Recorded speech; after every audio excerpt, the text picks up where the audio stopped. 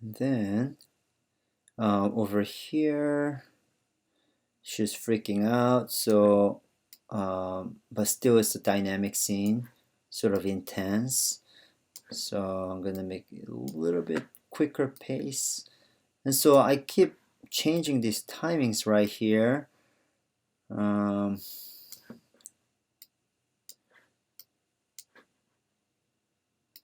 Okay. And then see how this is all sort of kind of chaotic here. Some are overlapped and some of them, there's a bunch of blank frame in the middle.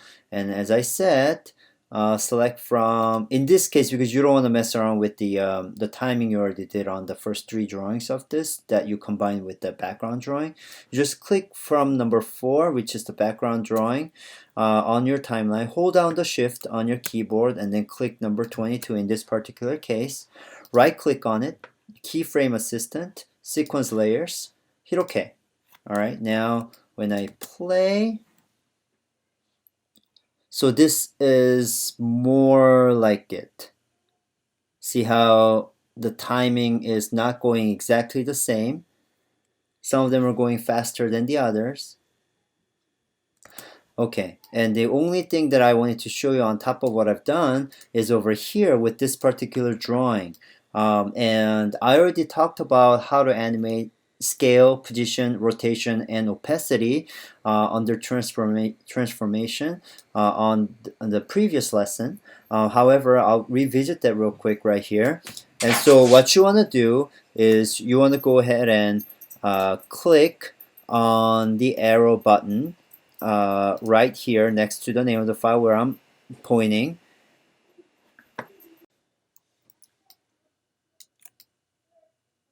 And then put your current time indicator, which is this thin blue line right here. As you can see, you click and drag it right and to the left, to the right on your timeline.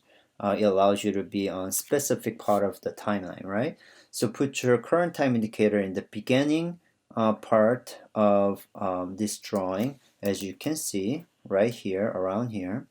And then if you click on this arrow next to it and then click the arrow next to transform, like you've already learned from my previous lecture, what you're going to do is you're going to click the timeline, the time watch symbol, which is to keyframe. Keyframe in the beginning of this particular image. You see this little blue diamond shape right here. You're going to click the current time indicator and drag it over to towards the end of that image, and then you're going to basically blow up, increase this value of the scale here by clicking on any one of these values and click and drag it right to how much ever or wherever you're satisfied with. Or you can even type it in. Okay, I want this to be blown up by 200% or 300%. It's really up to you. So by changing the value on the scale after creating the first keyframe, it automatically creates the second keyframe right there. And now you hit spacebar. And if you want that speed of the camera zoom to be faster, all you gotta do is to reduce the space between the two keyframes by putting them closer to each other, like that. Even faster,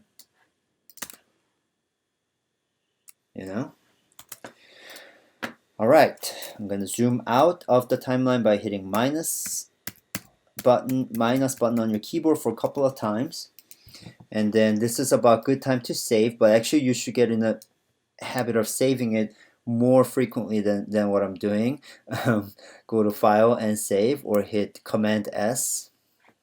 All right, now the next thing I want to do is to click on the last drawing.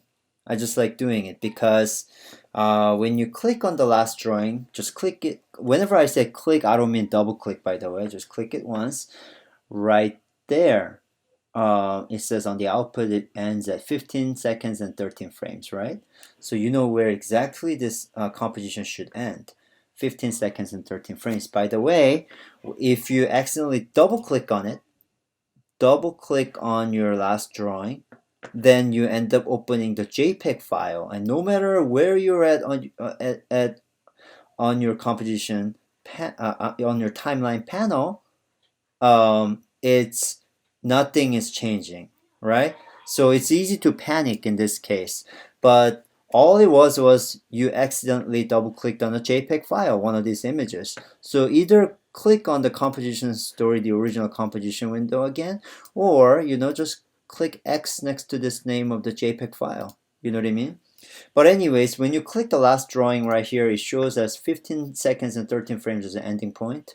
So that's what I'm going to do. I'm going to go to composition settings, and then go ahead and change the duration of this composition from what we previously had to 15 seconds, 13 frames, right? Remember, hour, the second column, minute, the third column, second, and then the last column to the right is the frames. So 15 seconds and 13 frames. Hit OK. That's exactly where this composition is going to end now. Okay, once again, File, Save. The last step here is to go to, we're going to go ahead and make a movie file. But instead of making a movie file within After Effects, we're going to go ahead and go to Composition, and then click on Add to Adobe Media Encoder Queue, okay, instead of Add to Render Queue. So Add to Adobe Media Encoder Queue. And then the third-party application, well, it really is not a third-party because it's same Adobe, but it is a different application than After Effects. So it automatically connects you to the media encoder software. I didn't have to separately open media encoder. Then once media encoder is open, I'm going to go ahead and we're going to go ahead and revisit. We already talked about how to make a movie file with the previous After Effects lesson, as you can, if you remember. Now on the media encoder window,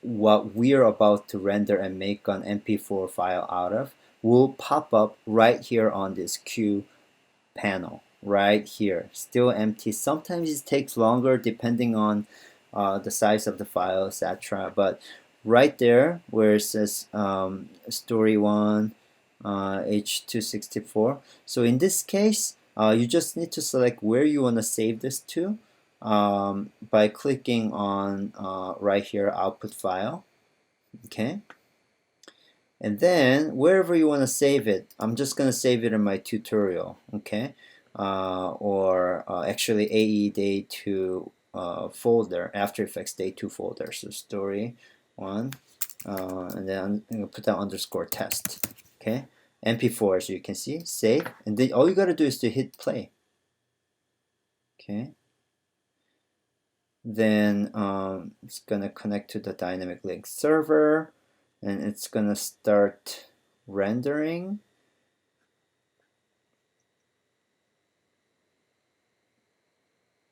Voila, done rendering.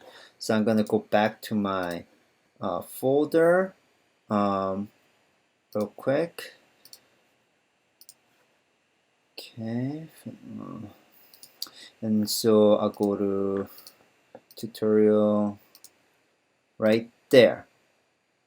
So if I double click on it, there we go. Okay, so I think I can work a little bit more on timing, especially the first 3 drawings. Unlike what I expected, it's going a little bit too fast. So right now we made a nice MP4 file. The only thing though is, see how the screen aspect ratio here, there's some black bar on the right and left, and then maybe it's not at its the most ideal best resolution. There's a way to fix those little things, but I just didn't want to overcomplicate in this overwhelm you in this lecture. So I didn't actually go into a specific setting in the media encoder. Instead, I just showed you where to save it, and then just by clicking the play or start queue button, you can just simply create an MP4 file. I'll get more into the details of the setting of media encoder or the output setting of media encoder on the next tutorial video. Okay. And so on the next lesson, we'll talk about how to edit a full animation frames with multiple layers such as backgrounds and character, etc.